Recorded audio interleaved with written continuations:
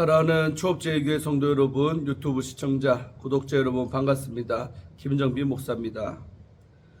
간밤에도 평안히 잘 주무셨습니까? 오늘은 2026년 3월 29일, 오늘 고난주일입니다. 복된 고난주일 되시기를 주의 이름으로 축원드리겠습니다. 제가 기도하고 함께 말씀 묵상하도록 하겠습니다. 하나님 감사합니다. 간밤에도 지켜주시고 또 이렇게 주일을 맞이하게 하시니 감사합니다.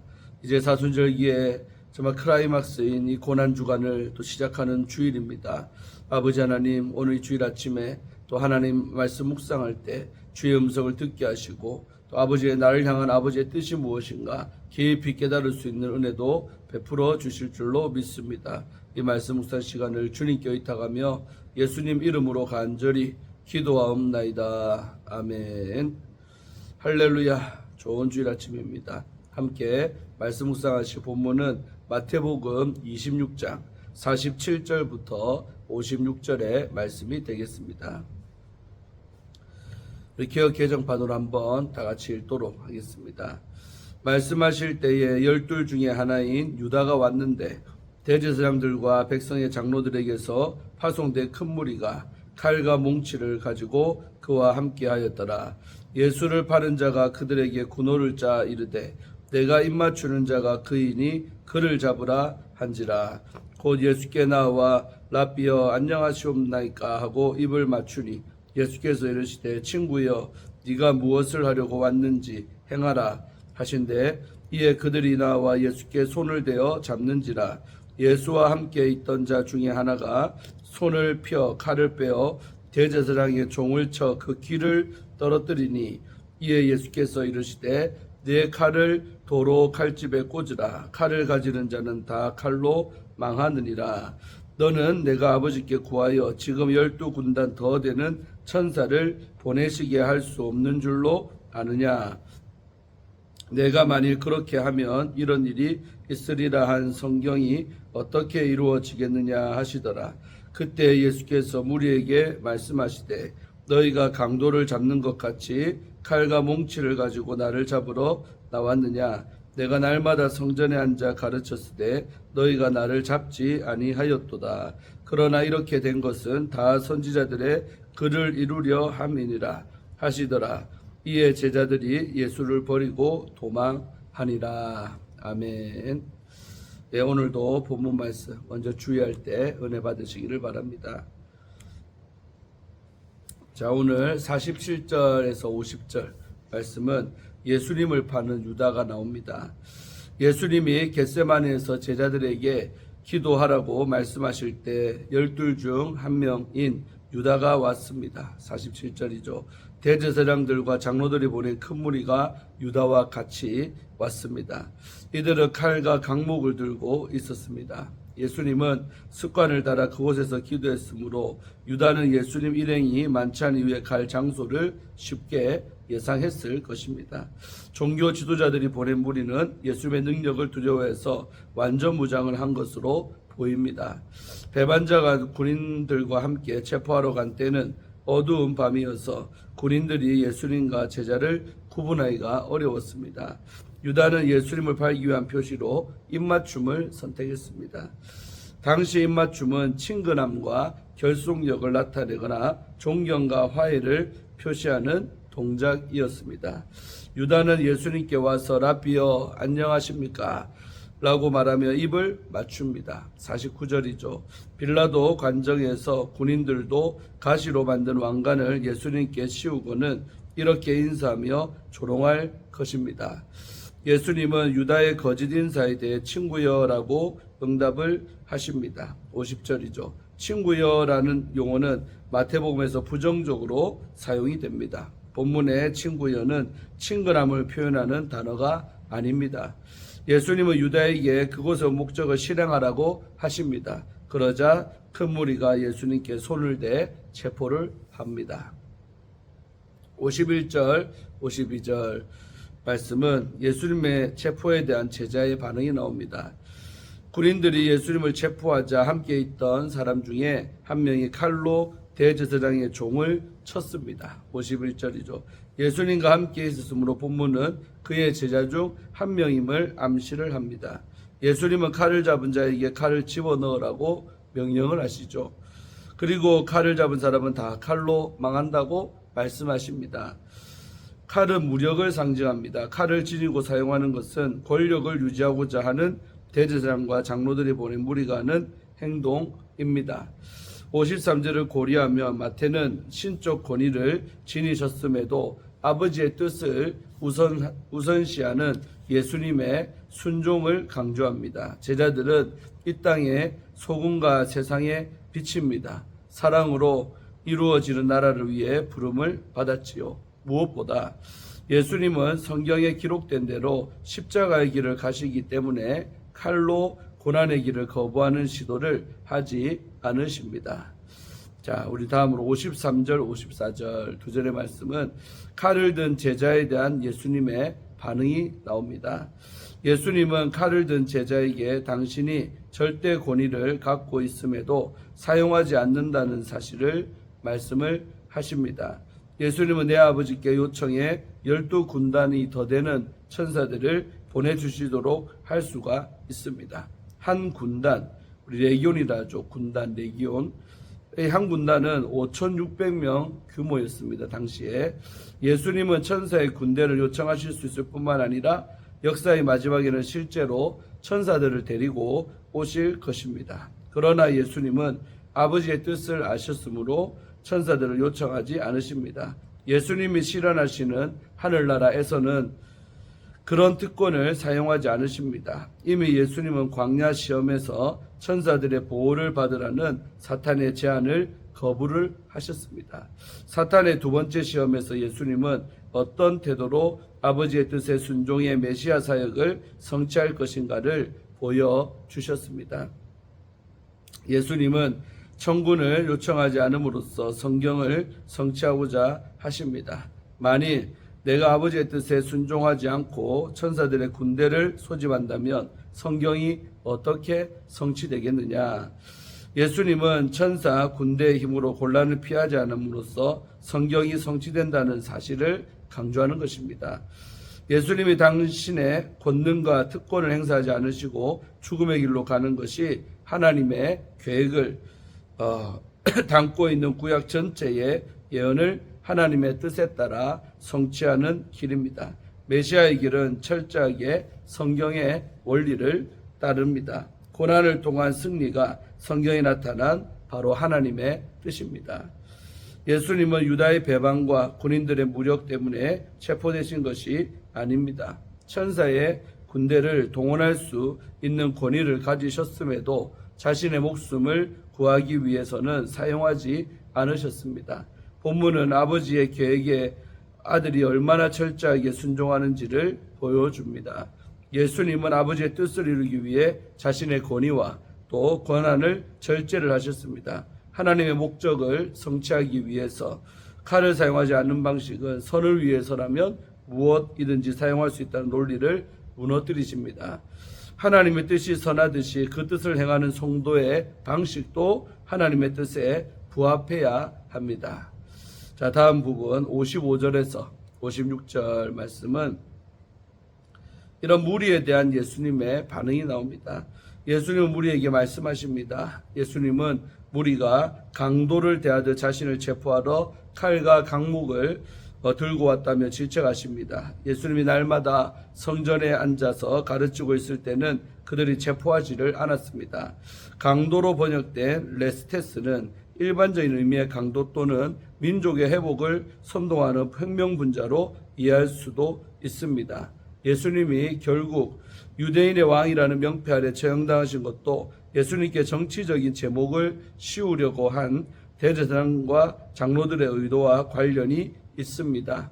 앉아서 가르치는 동작은 교사 또는 랍비가 하는 것이며 날마다는 며칠의 기간을 의미합니다. 예수님은 대낮에 무리를 가르치셨으므로 반대자들은 언제든지 그분을 손쉽게 체포할 수가 있었으나 백성의 눈이 두려워 밤에 체포를 실행을 했습니다. 예수님은 선지자들의 예언이 성취되었음을 강조하십니다. 56절이죠. 예수님이 의롭지 않은 목적과 방법으로 부당하게 취급당하신 일은 구약 예언의 성취입니다. 체포하러 온 자들이 예수님을 범죄자로 취급한 것은 범죄자 중 하나로 헤아림을 받았음이라는 말씀을 상기시킵니다. 위급한 순간에 제자들은 극도의 두려움에 빠져 도망을 칩니다. 이 장면은 26장 31절과 자연스럽게 연결이 됩니다. 제자들은 고난받는 목자를 떠납니다. 그러나 예수님은 흩어진 양떼를 회복하실 것입니다. 아멘. 예, 우리 주회는 마쳤고요. 배신과 두려움에도 이루어지는 하나님의 뜻이라는 제목으로 이 말씀 묵상할 때 은혜 받으시기를 바랍니다.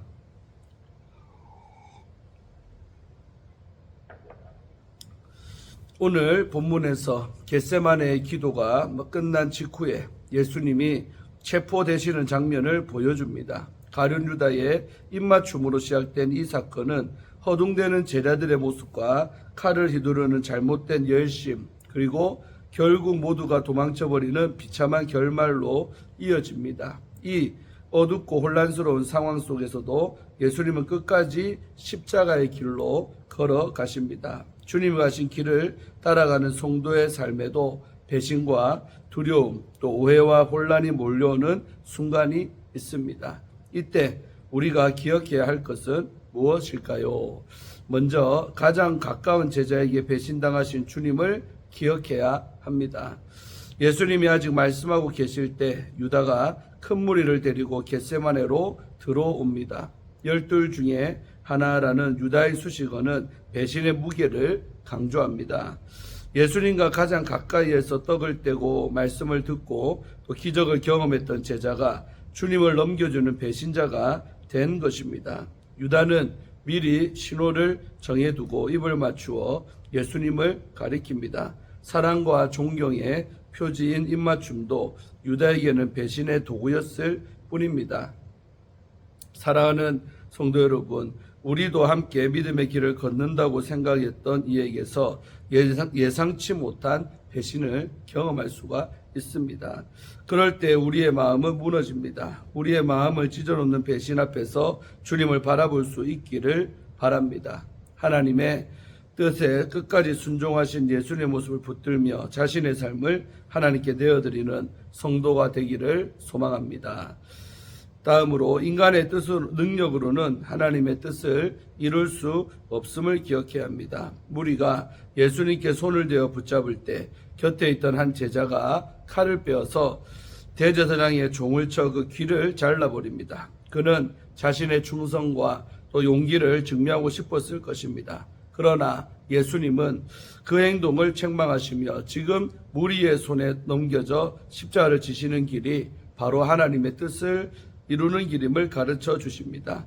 사랑하는 우리 성도 여러분, 우리도 위기의 순간에 스스로의 힘으로 상황을 뒤집어 보려 할 때가 있습니다. 억울함이 치밀어 오를 때, 또 말을 세게 하거나 힘을 과시하고 관계를 끊어내는 방식으로 자신을 지키고 싶을 때가 있습니다. 그러나 인간적인 힘과 폭력, 거친 언어와 단절의 방식으로는 결코 하나님의 뜻이 이루어지지 않습니다.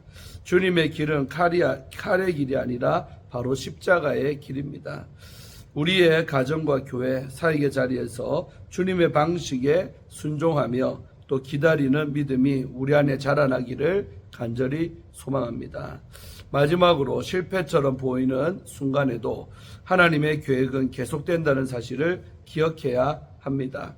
예수님은 무리를 향해 너희가 강도를 잡는 것 같이 검과 몽치를 가지고 나를 잡으러 나왔느냐고 물으시며 사람들의 악한 계략조차 하나님의 말씀을 이루는 도구가 된다고 말씀을 하십니다. 그리고 그때 죽기까지 주님을 따르겠다고 장담했던 제자들이 다 도망을 칩니다. 인간의 관점에서 보면 예수님은 배신당하고 힘으로 제압당하고 또 제자들에게 버림받은 실패자로 보입니다. 그러나 성경은 바로 그 순간에도 구원의 역사가 계속되고 있음을 가르쳐 줍니다. 이처럼 우리의 실패와 도망, 두려움까지 하나님의 손 안에서는 세일을 이루는 도구가 될 수가 있습니다. 인생의 가장 어두운 밤에도 하나님이 여전히 일하심을 믿으며 끝까지 순종하는 성도가 되기를 소망합니다. 사랑하는 우리 조업제일교회 성도 여러분, 오늘 말씀은 배신과 잘못된 열심 그리고 도망과 실패로 가득 차 있습니다. 그러나 그 모든 장면의 중심에는 끝까지 하나님의 뜻 앞에 순종하시는 예수님이 계십니다. 우리의 신앙은 완벽한 제자의 충성 위에 서 있지 않습니다. 배신과 버림 속에서도 묵묵히 십자가의 길을 걸어가신 주님의 순종 위에 서 있습니다. 배신과 두려움의 순간에도 말씀의 성취를 선택하신 예수님을 다시 바라보며 그분을 따라 순종의 길을 걸어가시기를 바랍니다. 우리의 인생 여정이 실패와 상처에서 멈추지 않고 하나님의 뜻이 이루어지는 통로가 되시기를 간절히 소망합니다. 아멘. 예, 우리 마지막으로 김병삼 우리 만나기의 목사님이죠. 쓰신 일상의 결정들이라는 책의 일부분 읽어드리고 마치려고 합니다. 제가 참 좋아하는 작가가 있습니다. 소설 당신들의 천국을 쓴 이청준입니다. 그는 2008년 암으로 세상을 떠났습니다. 그가 폐암으로 투병하던 때 한 신문에 흥미롭기도 하고 슬프기도 한 인터뷰 기사가 실렸습니다. 2007년이니 그가 세상을 떠나기 한 1년 전쯤입니다. 그는 애프터 쉐이브 로션이 다 떨어졌는데 사야 할지 말아야 할지 망설이고 있다고 했습니다. 죽기 전에 다 바를 수 있을까 싶었다는 것입니다. 어떻습니까? 물건을 사면서 보통 내가 이걸 죽기 전에 다 쓸 수 있을까? 라는 생각을 합니까? 우리가 인생을 살다 보면 이렇게 예기치 않게 찾아오는 일들이 있습니다. 꼭 죽음이 아니더라도 어떤 일들은 죽음과 같이 우리를 당혹스럽게 합니다.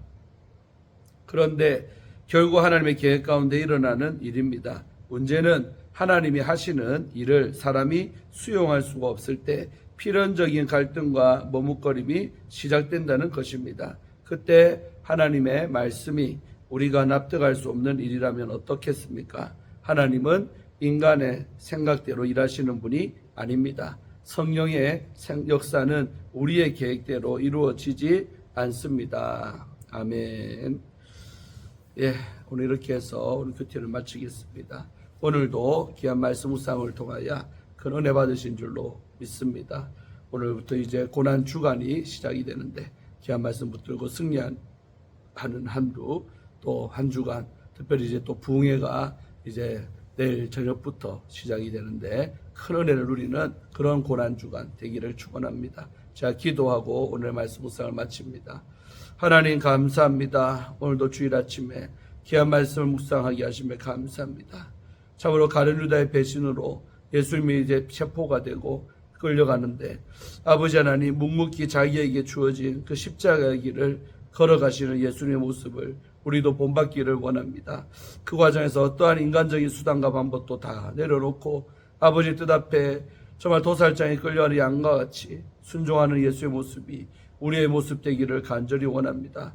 우리들도 이 땅에 살아가며 하나님의 뜻을 이루어 살고자 할진데 그 과정도 귀한 것입니다. 그 과정에서 정말 인간적인 수단과 방법 때로 쓰고 싶은 때도 있지만 그것을 다 이겨내고 우리가 묵묵히 주가 원하는 방법대로 그 하나님의 뜻을 이루어갈 줄 아는 그런 지혜롭고 현명한 우리가 다 되기를 원합니다. 예수님을 통해 영광받았듯이 우리를 통하여서 영광받으시기를 원하시는 그 하나님 앞에 늘 겸손하고 신실하게 살아가는 우리 모두가 되기를 원합니다. 오늘도 주일인데 큰 은혜 받는 거룩한 종려 주일 되게 하여 주옵소서. 감사드리옵고 예수님 이름 받들어 간절히 축복하며 기도하옵나이다. 아멘. 할렐루야. 오늘도 좋은 하루 되시기를 바랍니다. 내일 뵙겠습니다. 아침에 샬롬.